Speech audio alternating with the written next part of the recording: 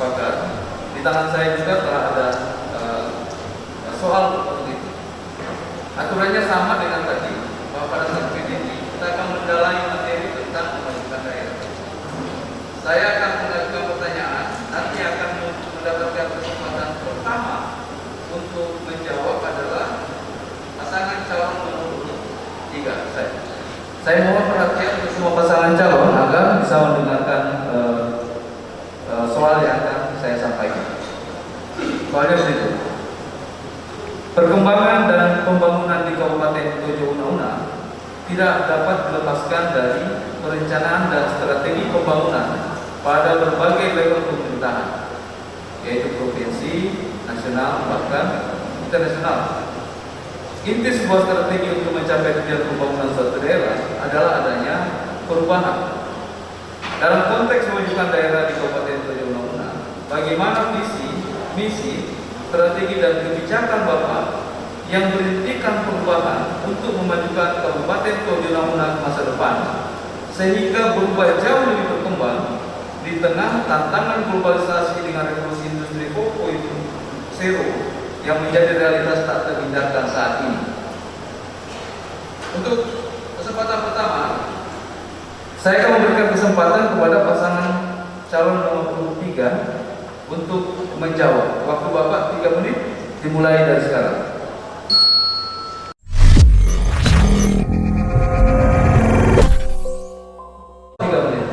Pertanyaan tadi berangkat dari sinopsis terkait dengan ketergantungan fiskal daerah, sementara di sisi lain proses sumber dayanya tersedia. Oleh karena sebab itu, maka saya tidak pernah melihat semangat pertanyaan ini untuk mengorek bagaimana upaya mencapai pendapatan, tapi bagaimana mengurangi ketergantungan fiskal dari Tojo Una. Kamu itu moderator, ya saya hanya menjawab masukan investasi agar dalam perekonomian bergairah bisa kita tarik pajak, sebab kalau kita akan menekan pajak ke masyarakat untuk mengurangi ketergantungan, maka itu bahaya. Itu bahaya, itu sudah tidak cantik menurut saya. Oleh dalam sebab itu, maka kalau kita membawa potensi, kita membawa investasi, maka kita harus mendorong iklim usaha yang baik di sini, dan kemudian kita memastikan bahwa kita punya potensi investasi yang representatif untuk calon investor, dan kemudian kita bisa memastikan bahwa kita menggaransi urusan perizinan bukan menjadi persoalan. Kita memastikan juga bahwa dia akan aman berinvestasi.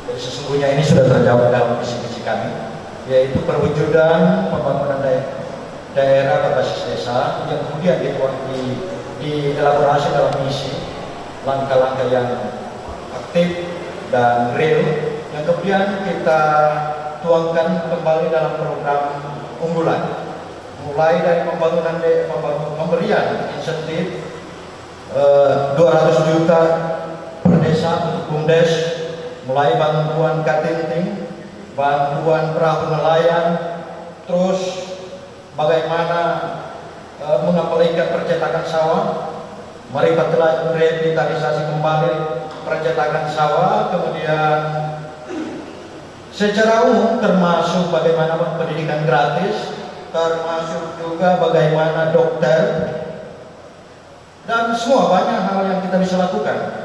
Ini tertuang dalam 25 rencana aksi pasangan SDS AR di Kata Berlinan.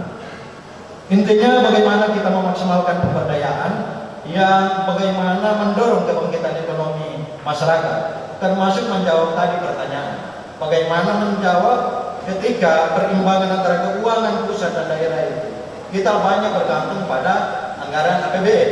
Nah, perlu ada investasi. Bagaimana kita memaksimalkan sehingga investasi itu masuk ke Tojo Una. Nah, ini peran maksimal dari calon kepala daerah yang terpilih nanti. Termasuk bagaimana memaksimalkan usaha kecil menengah di tingkat desa, yang fokusnya adalah bagaimana usaha kecil menengah berbasis desa, potensi-potensi desa kita maksimalkan sehingga ini bisa mendorong geliat ekonomi masyarakat bangkit untuk bisa menambah pendapatan daerah. Kita tidak boleh bertumpu pada restribusi, apalagi restribusi di rumah sakit sana. Di sana perlu dihilangkan restribusi di rumah sakit, terutama masalah penarikan restribusi parkir. Kita sangat riskan kemudian kita bersandar pada orang yang dalam usaha kita mengumpulkan pendapatan daerah di negeri ini. Saya kira ini kita perlu hilangkan. Kita harus kreatif mendorong pembangunan ekonomi berbasis desa. Banyak potensi kita yang bisa kita kembangkan dan ini tertuang dan ini menjadi dokumen yang akan kita laksanakan. Ini adalah dokumen dalam upaya memaksimalkan kemajuan ekonomi masyarakat di Kabupaten Tojo Unauna. Saya kira ini intinya. Ini bisa menjadi pegangan dan kita akan elaborasi nanti ketika Terima kasih pasangan calon nomor 4. Bahwa Kabupaten Tojo Unauna ini kami membagi 3 wilayah. Wilayah pertama adalah Tojo Barat, Tojo dan Bongka, Purubongka. Kedua adalah Ampana dan Ampang Jati. Dan ketiga adalah kawasan kepulauan. Kalau kita hanya mengharapkan dapat dengan juta 1,3 triliun, kita tahu bahwa perbandingan keuangan sekarang ini sangat ini menurut saya tidak masuk dalam soal ekonomi pembangunan, karena di mana perbandingan keuangan pusat lebih besar dari daerah. Nah, untuk membandingkan daerah ini, maka tidak lain kita harus membuat 3 kawasan terpadu dengan menghadirkan adalah 1 kawasan terpadu, 2 kawasan terpadu dan 1 kawasan pariwisata. Kalau 2 kawasan terpadu di mana Purubongka dan sekitar kita buatkan kawasan terpadu atau di situ pisau, maka ini akan keluar kepres. Dan demikian juga antara bulan dan sekitarnya akan keluar kepres. Di depan kita ada ruang bagian kita buat satu wilayah kepada wisata. Di situ juga akan keluar kepres yang membackup semua ini. Kita tahu yang namanya kepres itu kan keputusan presiden yang di backup oleh beberapa kementerian. Dengan demikian maka dana-dana yang mengalir kemarin itu akan lebih mudah daripada kita mengharapkan dana. Dengan demikian, dengan strategi untuk melanjutkan kawasan-kawasan ini, saya yakin dalam kurun waktu 2 tahun, Tojo Unauna yang akan bangkit secara aspek ekonomi. Karena apa? Karena kita tahu infrastruktur dasar Kabupaten Tojo Unauna ini telah diberikan program 3 pelabuhan sekaligus. Ini lebih memudahkan persoalan-persoalan ini. Kita banyak bayangkan bahwa pisau di kawasan nanti, kawasan yang namanya kawasan dataran bulan dan Ampang Jati ini akan menunjukkan karena ini akan didorong oleh KPR untuk bisa mendapatkan dana pembangunan. Sekian. Ya, saya tambahkan bahwa kita di 2015 itu ada 9 daerah tertinggal di Sulawesi Tengah. Tetapi sayangnya di 2020 ini Kepres 3 tahun 2020 ternyata kita tinggal 3 kabupaten tertinggal, Donggala, Sigi dan Tojo Unauna. Andai kata Donggala dan Sigi itu tidak kena gempa, tinggal Tojo Unauna, kesiannya daerah tertinggal. Banggai Laut kita kenal duluan pemekaran Kabupaten Tojo Unauna, tapi Banggai Laut sudah keluar dari daerah tertinggal. Kita juga bisa melihat Morowali Utara yang duluan pemekaran Tojo Unauna, tapi sudah keluar dari daerah tertinggal. Ada hal yang prinsip sekali terkait dengan aksesibilitas. Ada 30 poros jalan yang sampai sekarang ini tidak pernah tersentuh di masa kepemimpinan 5 tahun terakhir. Belum lagi misalnya ada 47 desa kita yang ekspor, yang tidak ada jaringan sama sekali. Inilah yang kemudian menyebabkan daerah kita tertinggal, yang kemudian tidak ada pembenahan. Ya, terima kasih. Kita mendengarkan jawaban dari semua pasangan calon terkait pertanyaan yang saya sampaikan sesuai materi debat hari ini sampai dengan segmen ketiga. Hadirin sekalian, sebelum kita lanjut ke segmen berikut tanya jawab, kita akan istirahat sejenak selama 4 menit. Saya persilakan Bapak-bapak untuk kembali.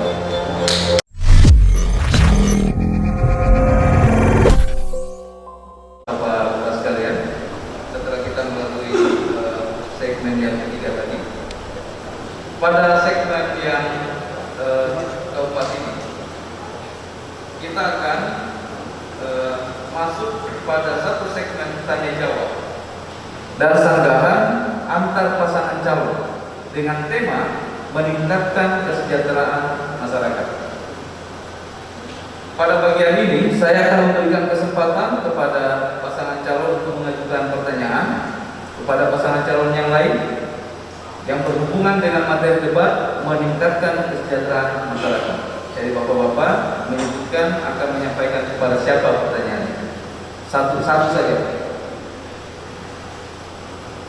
Dengan ketentuan pasangan calon diberikan kesempatan untuk bertanya, menjawab, dan mengklarifikasi atau memberikan pendapat jika dipersilahkan oleh moderator.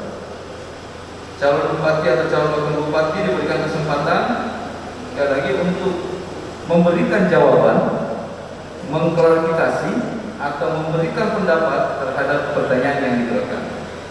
Pada kesempatan ini, pada sesi ini, saya akan persilakan kepada pasangan calon nomor urut 4 untuk terlebih dahulu memberikan pertanyaannya kepada pasangan calon yang lainnya.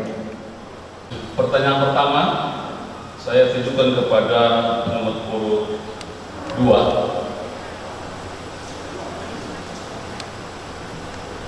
Pak Haji Rendi dan Pak Hasan Lasyata, uang kita dari 1,1 triliun 14 itu ada hanya kurang lebih 400 belanja kita. Sisa yang kita kelola.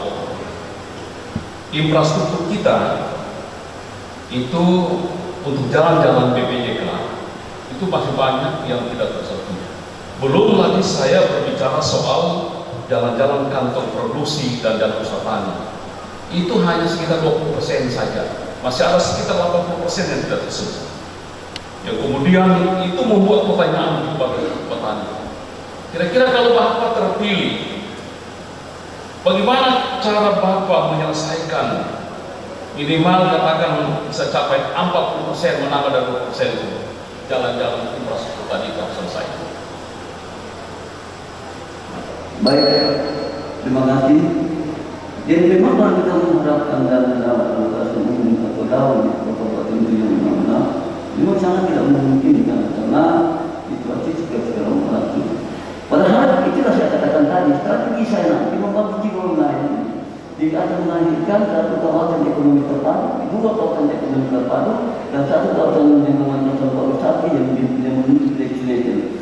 Kalau ini kita keluarkan kepres, maka ini akan mendapat dukungan dan beberapa instansi kementerian. Ini akan mendapat dukungan karena ini adalah sesuatu yang harus disukseskan. Dan kedua adalah bagaimana kita jangan berharap dari kabupaten ini karena tidak akan bisa membangun. Jalan-jalan sentra-sentra produksi akan saya bangun melalui dana alokasi khusus. Dana alokasi khusus ini tersedia dengan catatan harus mampu menciptakan apa yang dikatakan tadi adalah ekonomi terpadu. Kalau ini kita laksanakan, maka saya yang tergantung produksi akan selesai dalam kurun waktu 5 atau 10 tahun yang akan dilakukan. Karena keputusan Presiden akan menyambut wacana kawasan ekonomi terpadu ini dan kawasan ekonomi pariwisata yang tujuannya adalah destination akan ditunjang oleh kementerian yang memajukan daerah-daerah sesuai dengan keputusan Presiden itu. Saya kira ini yang jawaban saya. Tinggal untuk mengharapkan dan memang tidak mungkin. Makanya saya katakan tadi, sektor ini harus digerakkan. Di mana kita membuka yang namanya kas error itu, di mana kita 3,7% ini kita buka sehingga Presiden saya tahun depan apabila semua sektor ini bergerak, maka kita akan mencapai pertumbuhan ekonomi sekitar 7,8%. Dengan 7,8% memungkinkan kita berdialog. Saya akan menemui Bapak Nas, saya akan menemui Menteri Keuangan untuk melakukan semacam sesuatu itu bertumbuh dengan aman. Ini sudah pengalaman saya lakukan mungkin kurang lebih di beberapa kabupaten di seluruh Indonesia akan melahirkan satu konsep bagaimana meningkatkan pendapatan daerah dan seterusnya. Bagaimana menjadikan pemasukan ini lebih real dan mengurangi yang namanya ketidakefisiensi. Saya kira itu. Masih ada waktu? Saya tambahkan bahwa Pak Haji Rendi dengan saya, dengan nomor urut 2 punya banyak trik-trik strategi dalam rangka mendatangkan uang dari pusat. Kita punya 10 menteri, 6 PDIP, 3 PKB dan 1 P3. Ini juga memungkinkan untuk bagaimana, bayangkan saja APBN kita itu 2.600 triliun. Terus kalau 2.600 triliun yakin dan percaya dengan potensi dan modal kita, dengan gerbang partai dan dengan 10 menteri ini yang ada, ya insya Allah kita akan bisa datangkan uang sebanyak-banyaknya di Tojo Una ini dalam rangka membangun Kabupaten Tojo Una dengan segala ketertinggalannya. Ya, itu. Terima kasih. Ya, maaf yang disampaikan mungkin karena juga pakai masker sehingga tidak terlalu jelas apa yang disampaikan. Tapi paling tidak sebenarnya pemerintahan ke depan ini untuk jalan-jalan lingkungan yang menurut saya tidak adil negara ini. Kalau Indonesia sudah merdeka 75 tahun, dan kemudian masyarakat yang keluar dari rumah masih injak tanah, bukan injak aspal. Ini menurut kami tidak adil gitu. Itulah saya selama di DPR itu. Hampir sudah semua jalan-jalan lingkungan saya biayai dengan mengalokasikan anggaran jalan lingkungan. Tetapi ketika masuk pada kantong-kantong produksi yang saya sebutkan tadi, bahwa di sana kantong produksi itu tidak tersentuh sama sekali. Itu karena kewenangan itu berada di kabupaten. Maka salah satu, ya, jangan lupa bahwa ini juga menyangkut pertumbuhan ekonomi yang kemudian akan mendorong daya beli masyarakat. Salah satu sebenarnya selesaikan kantong-kantong produksi dalam safari itu yang seharusnya, walaupun kami tahu keuangan kita sangat terbatas, maka itu dilakukan secara bertahap. Tidak bisa kita tersentuh. Maaf, Borneo misalnya, saya itu cuma sekitar 12 kilo. Kalau kita cicil 4 kilo setiap tahun, selesai sudah 3 tahun. Nah, ini saya kira ini masukan gitu ya. Siapapun Allah berkehendak terhadap kita ini, maka inilah sebuah masukan kita untuk membangun daerah ini. Saya kira ini barangkali saya.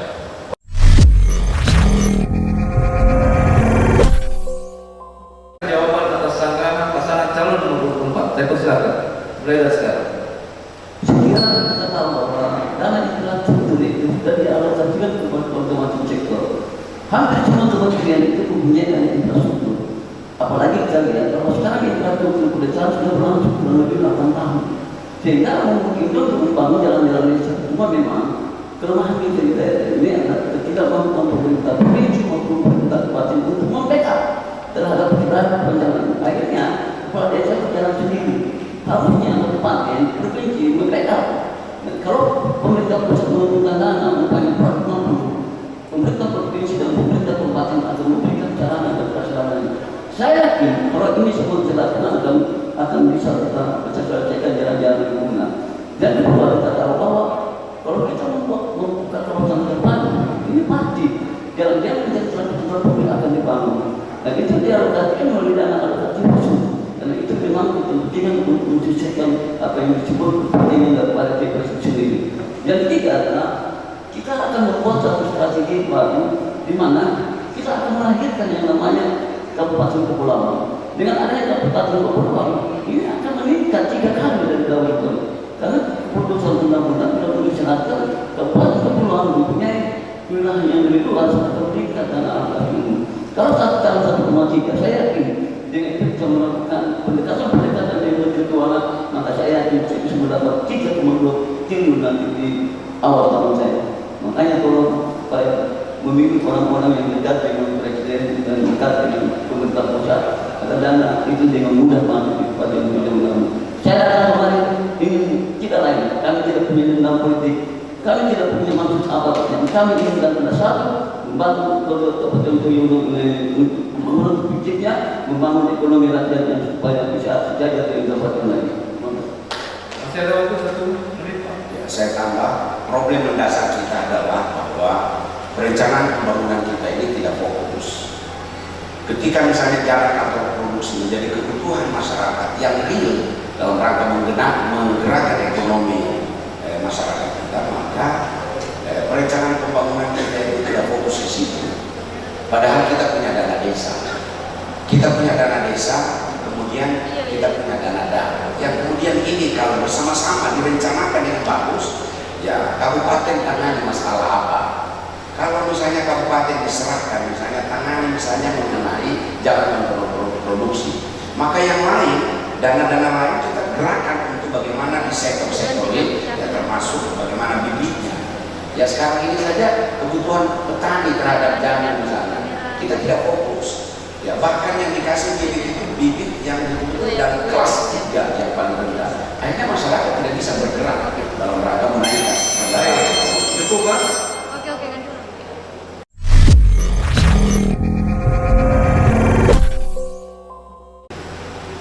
Terima kasih atas kesempatan pertanyaan ini dan segala hormat dan maaf kami tujukan kepada Bapak Hadirin Gubernur calon Bupati Bogor.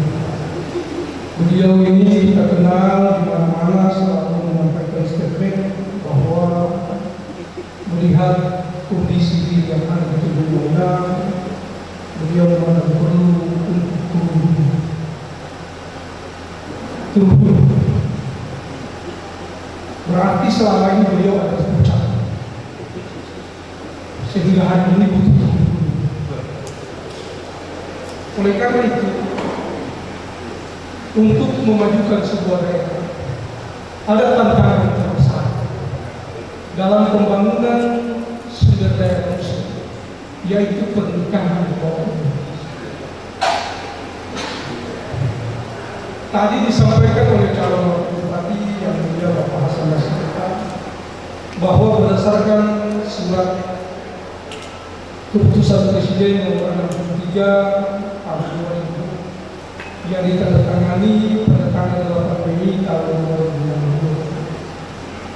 2020 yang mengatakan bahwa ada 65 kabupaten tertinggal di Indonesia, salah satunya Bogor. Oleh karena itu, pada kesempatan ini di usianya yang memasuki ke-17, saya ingin mengatakan bahwa siapa yang hari ini jauh lebih baik dari hari kemarin, maka dia orang itu. Siapa yang hari ini sama paduai dengan hari kemarin, maka dia orang itu. Dan siapa yang hari ini lebih buruk dari hari kemarin, maka dia orang itu. Berarti hari ini kita termasuk orang itu. Bagaimana kiat-kiat yang Pak Adi akan lakukan, khususnya penanganan pernikahan di bawah umur ini, supaya kita keluar dari krisis rendahnya sumber daya manusia yang itu juga sangat menentukan kita terus kita akan terpuruk dan sebagainya.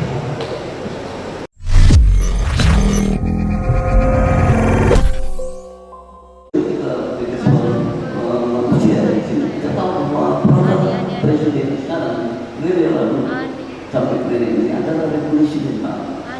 Revolusi mental ini mempunyai hal yang besar sebenarnya. Sehingga untuk melakukan kegiatan di bidang kemanusiaan itu harus bisa melakukan tergantung pimpinan daerah yang melakukan kegiatan. Makanya saya katakan tadi, begitu saya menjadi bupati, saya melakukan exercise itu terhadap Kementerian Keuangan, Kementerian Bapenas, Kementerian Agama untuk menjabarkan semua apa permasalahan yang hakiki di kabupaten ini. Kalau dia menanggung masalah sumber daya manusia, ada revolusi mental. Ada dana yang cukup besar sampai semua belum tergali, belum tersentuh hampir semua kabupaten di Indonesia. Kalau ini kita gali pasti di mana kemudian kementerian sumber daya manusia. Saya kira ini kalau untuk itu kita sudah mendapatkan satu gambaran jelas bagaimana meningkatkan sumber daya manusia yang ada di sini melalui kebutuhan revolusi mental. Kalau untuk kemampuan itu juga ada program-programnya melalui semua sektor. Semua sektor kementerian ada program. Di kementerian lain ada kemampuan untuk sumber daya manusia. Di kementerian kesehatan ada kemampuan. Hampir semua kementerian melahirkan program-program kemampuan untuk menciptakan manusia sumber daya manusia yang baik. Silakan Pak. Ya, saya tambah bahwa problem mendasar daripada pernikahan usia ini tidak lain adalah karena anak-anak kita tidak disibukkan dengan kerja. Ini yang menjadi soal. Bayangkan saja kalau misalnya anak-anak tidak diberikan batasan-batasan waktu, ya batasan waktu di malam hari untuk tidur, ya, kemudian mereka begadang di tengah malam, kemudian mereka dimanfaatkan oleh orang tuanya untuk pada usia kerja, pada usia pendidikan mereka harus bekerja. Ini semua problem sehingga tingkat stres anak-anak itu semakin tinggi. Yang kemudian arahnya adalah anak-anak itu terdorong untuk menikahkan secepatnya. Saya melihat bahwa ke depan ini harus ada regulasi-regulasi baru. Ya, contoh misalnya regulasi itu misalnya misalnya anak-anak diskusi di jam 10 malam tidak ada boleh lagi berkegiatan. Ini kan berdampak pada kebebasan pergaulan itu terjadi di mana-mana. Ya, kita juga akan menyiapkan nanti ke depan bagaimana misalnya anak-anak, ya kita kasih kesempatan mereka untuk belajar. Ya, misalnya kita kagetkan dari regulasi mulai jam 6 sampai jam 9 malam tidak boleh ada buka TV misalnya. Ya bisa kita lakukan supaya apa? Kesempatan anak-anak itu betul-betul kita manfaatkan untuk belajar sehingga mereka tidak konsep pada hal-hal yang kemudian menyebabkan mereka terjerumus pada yang namanya pendidikan sosial ini. Baik, terima kasih Pak.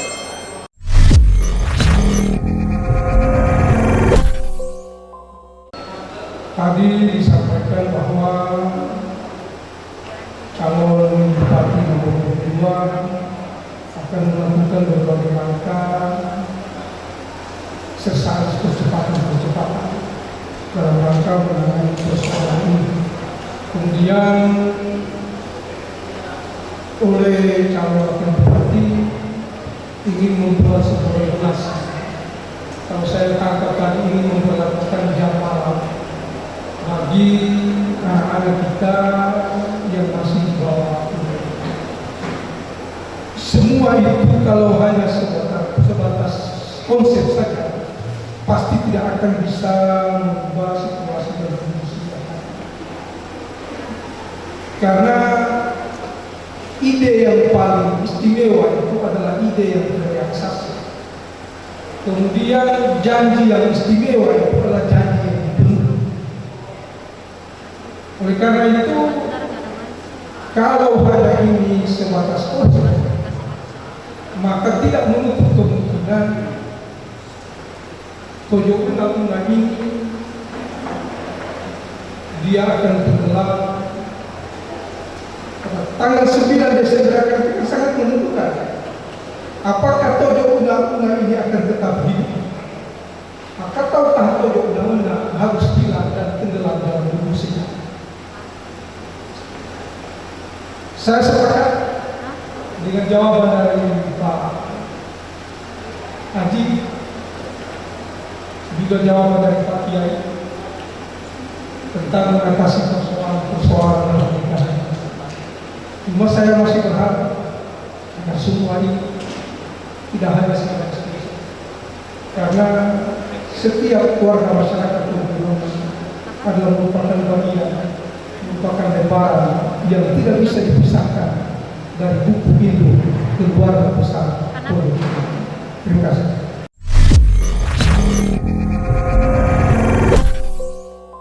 Baik, terima kasih kepada kami dari Jawa Barat.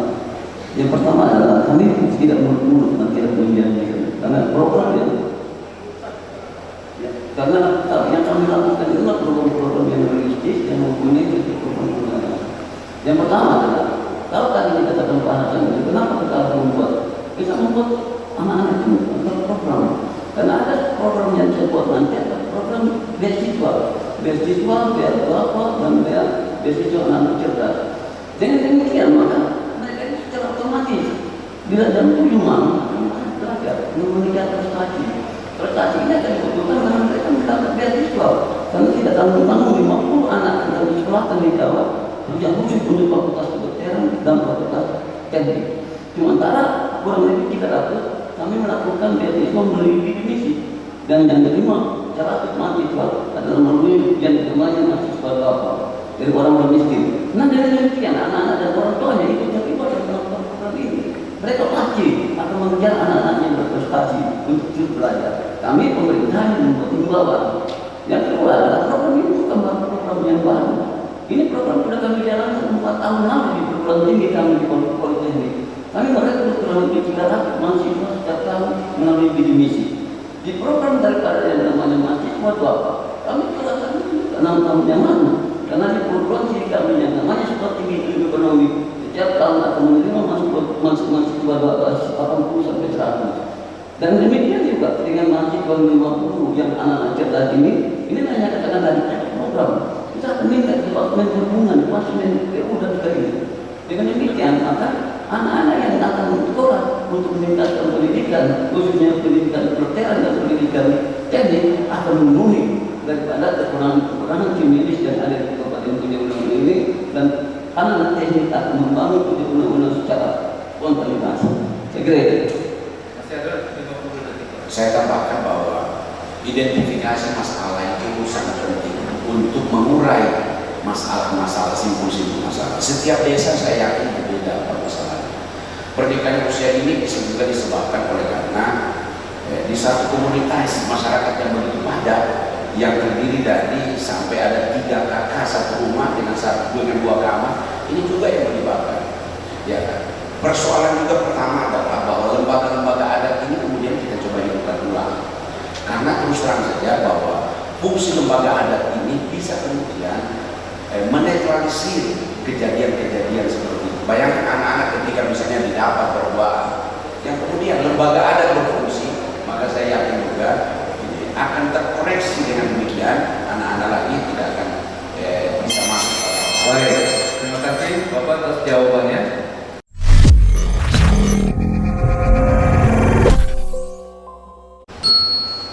Untuk pertanyaan ini, saya itu akan cuma berbagi, saya pokoknya terima kasih. Kita tahu bersama bahwa Kabupaten Tojo Una Una ini pertama dengan angka kemiskinan tertinggi di Sulawesi Tengah. Kita juga tahu bersama bahwa Kabupaten Tojo Una Una ini dengan Kepres Alam 3 tahun 2020 itu daerah tertinggal. Dan kita juga tahu bersama bahwa pertumbuhan ekonomi Kabupaten Tojo Una Una itu terendah di Sulawesi Tengah, 3,7%. Ya, bila dibandingkan dengan 12, Morowali Utara yang sama-sama pemekaran di Tojo Una itu 11, Kabupaten Tojo Una dengan 3,7. Belum lagi rata-rata lama sekolah kita, rata-rata lama sekolah itu di kelas 2 SMP. Ini sangat menyedihkan. Dengan stigma 4 macam ini, berarti ada yang salah urus dalam mengelola dan memanage kabupaten ini. Pertanyaan saya kemudian adalah, saya tujukan kepada incumbent Pak Matahari. Pertanyaan saya sederhana saja, bahwa kira-kira apa strategi Bapak dalam rangka menurunkan angka kemiskinan dan daerah tertinggal ini, kemudian rata-rata lama sekolah yang kelas 2 SMP dengan stigma yang ada, sehingga kita punya daerah ini ya bisalah dihargai belahan kabupaten yang lainnya ini, sehingga semua stigma-stigma itu akan keluar dari Kabupaten Tojo Una. Saya minta strategi apa? Ya, karena kita tahu bahwa problem mendasar kita adalah persoalan kemiskinan. Kalau saya mau bilang bahwa kemiskinan itu paling tidak ada 2 indikator. Ya, misalnya kita ada 2 indikator besar menurut BPS. Pertama adalah rumah layak huni. Begitu banyak bantuan-bantuan rumah layak huni yang masuk, tapi ada yang tidak tersedia karena ada kebijakan-kebijakan yang keliru. Ya, contoh harus ada lahan. Rumah bisa dikasih bantuan 17 juta, harus ada lahan, harus ada fondasi. Pada akhirnya mereka yang tidak punya lahan, mereka yang tidak punya fondasi tidak akan bisa tersentuh rumah layak huni. Itu kemudian terkait dengan misalnya biaya kebutuhan makan kita 420.000 per jiwa per bulan. Bila dibandingkan yang Parigi itu cuma 320.000 per jiwa per bulan. Kenapa kita mahal kebutuhan makan untuk mencapai nutrisi? Karena persoalan adalah karena beras semuanya impor. Padahal potensi persawahan kita itu begitu besar. Ini juga persoalan. Mulai dari bahkan sayur-sayuran itu justru dari Napu. Kalau saya tanya kemarin dari Napu. Ini semua telur ayam dari Napu. Pergerakan-pergerakan ini yang tidak bisa ditangkap, sehingga kita tetap masih angka kemiskinan tertinggi di Sulawesi Tengah. Itu saja Pak Gani. Baik, terima kasih. Saya persilakan pada pasangan calon nomor 23. Dibandingkan dengan kabupaten lain, Morowali Utara, tapi yang penting saudara ketahui, letak geografis kita ini beda dengan kabupaten lain. Contoh misalnya, kenapa kita masih miskin? Tadi kemiskinan kita Tojo Una pada 10 tahun pertama pemekaran itu kita memang pada posisi yang lahir. Tapi pada 2017 kemarin kita naik 1 digit pada posisi ke-11. Donggala itu masih terus di Donggala yang ke bawah. Jadi kalau kali ini ada yang menyampaikan bahwa kita miskin dulu, kita punya data tentang jangan kita terus Jadi ingin saya jelaskan bahwa Kepres nomor 63 tahun 2020 itu masih ada 62 daerah kabupaten yang masih dalam tahap daerah miskin. 62 Pak. Sulawesi itu adalah masuk sigi, kemudian Tunggal dan Pegunungan. Kalau ini harus kita bandingkan, memang banyak orang tanya kita ingin diminta apa kita selalu dipersalahkan. Contoh, daerah Donggala dengan daerah Sigi dibandingkan dengan Pegunungan jauh Pak. Kita punya daerah yang ada provinsi sana yang kita kenal dengan daerah Sangkasiala itu penduduknya itu sudah mencapai sampai hampir 3.000. Itu dilalui harus menggunakan Bulika tinggi itu menangi Sungai Bongga itu dalam waktu 2,5 jam.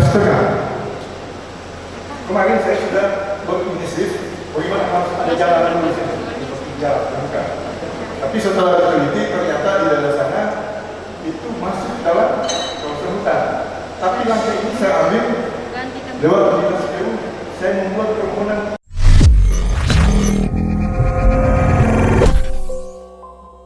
Ya 300 poros jalan kita itu yang tidak pernah tersentuh saat sekarang. Ya padahal di masa Padangsi sudah dibuka 30 poros itu. Ya saya kemarin sedih misalnya melihat ketika ke daerah Bukit, pada saat masuk Malino itu aspal. Padahal yang Malino itu sudah bayangkan saja. Malino itu ujung jalan Kabupaten Morowali yang kabupatennya di Petasia. Tapi mereka di ujung jalan itu di atas Dayawa itu sudah aspal. Begitu memasuki desa Bukit itu sudah langsung becek. Ya, ini problem. Ya, sehingga harga bahan produksi pertanian kita itu murah. Nah, makanya kalau kita mau urai pada kali, semestinya kita fokus apa permasalahan petani sehingga menjadi murah dan berjalan. Ya, kita juga bisa melihat misalnya satu desa yang saya sedih adalah desa Bukit yang di situ potensi sawah 150 hektar yang selama ini diolah, tapi sekarang tidak 4 hektar diolah. Kenapa? Karena tidak ada irigasi.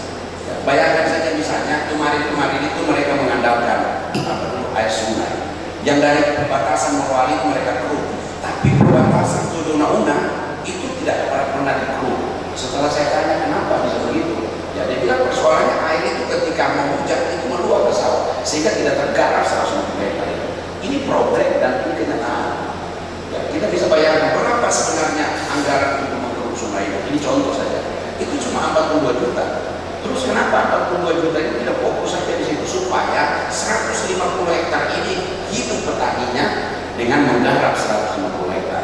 Inilah yang saya bilang bahwa fokus pembangunan itu harus berurai betul supaya kita bisa keluar dari daerah ini dan daerah. Baik, terima kasih.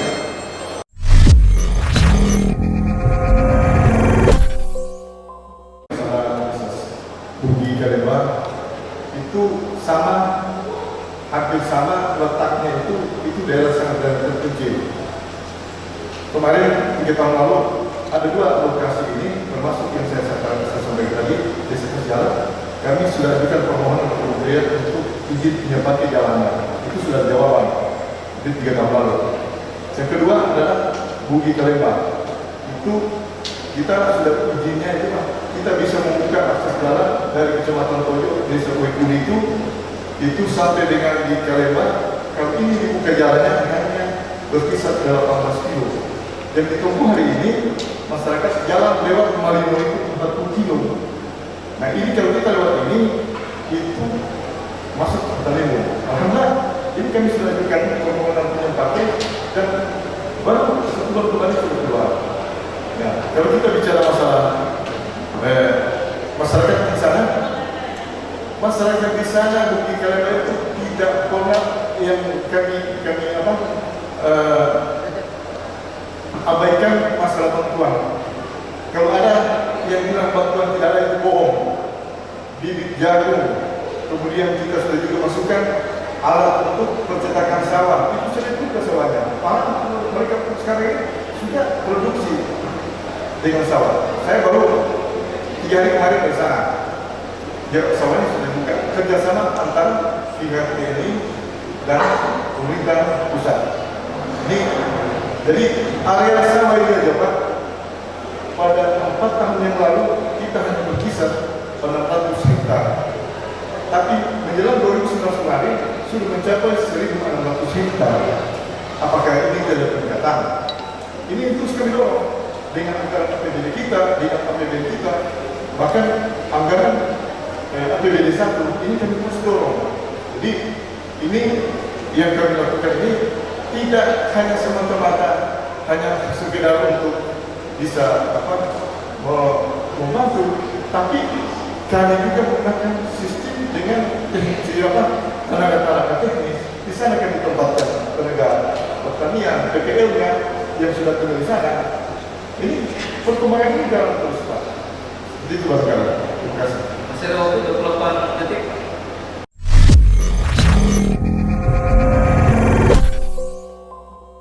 Terima kasih. Ini pertanyaan yang utama ini pada nomor 4. Kita tahu bahwa daerah kita ini adalah 6 kecamatan di pulau dan 6 kecamatan di daerah daratan. Dan yang ada di daerah daratan ini kita tahu bersama bahwa yang sudah sering kita ungkapkan tadi ini bahwa ada di daerah pegunungan. Karena memang salah satu faktor penyebab kemiskinan untuk Tojo Ulau ini karena masih kurang tersentuhnya, khusus saudara-saudara kita yang ada di pegunungan yang masih dibatasi dengan akses jalan yang belum tembus sampai saat ini karena diakibatkan dengan daerah hutan lindung. Sehingga pertanyaan kami, bagaimana strategi Bapak menurunkan angka kemiskinan pada masyarakat komunitas adat terpencil? Cukup. Cukup. Masih ada Pak? Terima kasih. Saya kira dalam rangka menurunkan angka kemiskinan khususnya di daerah terpencil, yang pertama tadi akses berkaitan dengan jalan yang memasuki kawasan hutan seperti yang sudah disampaikan tadi. Saya kira langkah bagaimana tukar beli lewat tanah, tentunya langkah-langkah lobby, karena jika memasuki area kawasan hutan harus ada pengalihan, alih fungsi lahan, bisa jadi tukar beli namanya atau ruslah. Kemudian berkaitan dengan bagaimana meningkatkan agar pendapatan masyarakat kita di daerah terpencil, saya kira bagaimana mendorong ekonomi di wilayah tertentu dengan pendekatan sains, dengan kajian tentunya apa yang menjadi produk unggulan di sana, one value one product. Kita bisa lakukan itu dengan mendorong memberikan bantuan modal, saya kira bantuan peralatan, pupuk, bibit dan lain sebagainya, sehingga ekonomi masyarakat di satu wilayah tertentu yang notabene-nya penyebab sehingga daerah Tojo Ulau menjadi kategori termiskin kedua setelah Bagai Laut, maka kita bisa naikkan. Saya kira itu penting. Jadi saya kira sepanjang kepentingan political will kita untuk menyelesaikan masalah ini ada, saya kira bukan masalah. Kita juga ada untuk menyelesaikan masalah itu. Kita berada di tempat ini dalam rangka menyelesaikan masalah itu. Saya kira itu. Baik, masih ada Pak? Waktu? Ya, saya tambahkan. Saya kira memang infrastruktur itu adalah menjadi kebutuhan yang sangat penting untuk disediakan oleh kita sebagai pemimpin. Karena bagaimana terjadinya, katakanlah seperti sampai ke bawah di sana itu adalah kantong-kantong produksi. Maka yang pertama itu tentu kita harus menyediakan sarana-prasarana infrastruktur yang memadai, sehingga akses itu akan terjadi antara kota dan daerah-daerah terpencil. Yang kedua tentu saya minta maaf sudah melakukan berbagai pemberdayaan di tengah-tengah masyarakat pegunungan khususnya. Dengan berbagai sektor saya gerakan untuk memberikan pemberdayaan. Nah, maka saya kira ke depan harus kita memberi perhatian akan meningkatkan anggaran pemberdayaan kepada masyarakat-masyarakat daerah terkecil. Misalnya di Kue Matoba, saya menyerahkan sapi. Begitu jauh dari lain, tapi sapi saya sampaikan di sana. Kemudian mesin paras, kemudian hand traktor gitu. Hand traktor itu Cukup, Pak. Terima kasih.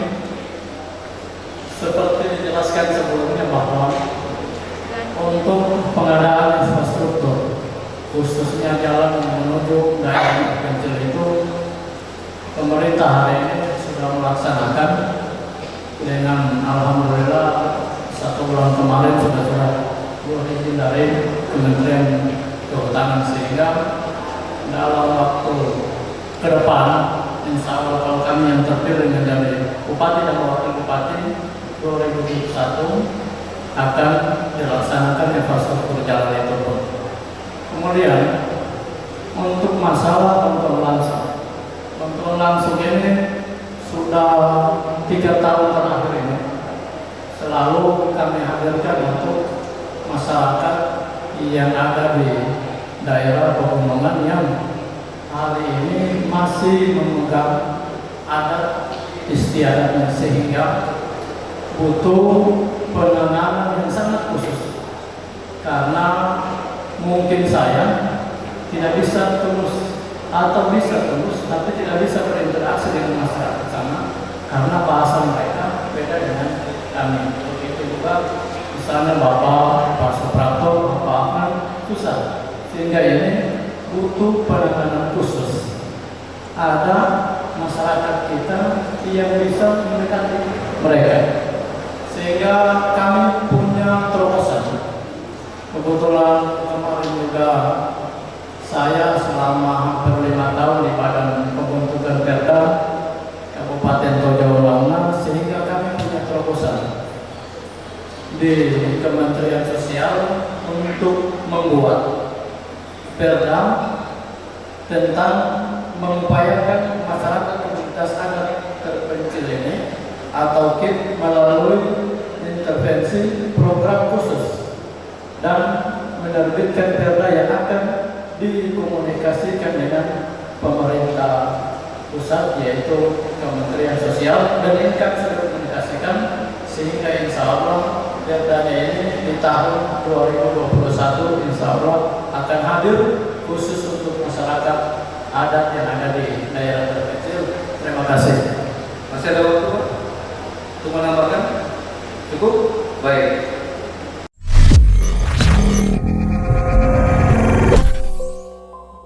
Kalau berkaitan dengan masalah ekonomi, saya kira yang paling penting adalah akses, kemudian bagaimana memberikan stimulus usaha mereka di bidang pertanian, bantuan berupa peralatan pertanian, bibit, dan lain sebagainya, termasuk transfer pengetahuan, bagaimana cara pertanian baik, tidak pindah. Saya kira yang salah satu penyebabnya karena nomaden, pindah. Jadi ini juga dibutuhkan semacam pemberian pemahaman kepada mereka bahwa nomaden itu tidak bisa dijamin.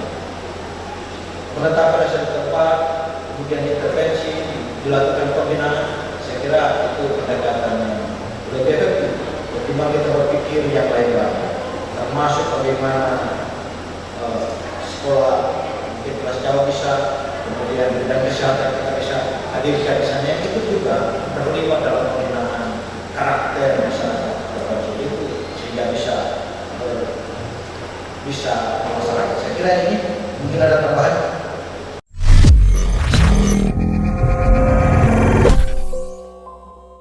Saya calon bupati Dapat Lahai. Dan saya calon wakil bupati Ilham Walidu. Sukseskan pemilihan serentak tahun 2020 dengan datang ke TPS pada hari Rabu tanggal 9 Desember 2020. Kami bertekad untuk mewujudkan pemilihan bupati dan wakil bupati Tojo Pungauna yang damai, aman, tertib, lancar, beradab, Menjunjung tinggi semangat persaudaraan dan menolak penyebaran berita hoax. Terima kasih. Terima kasih.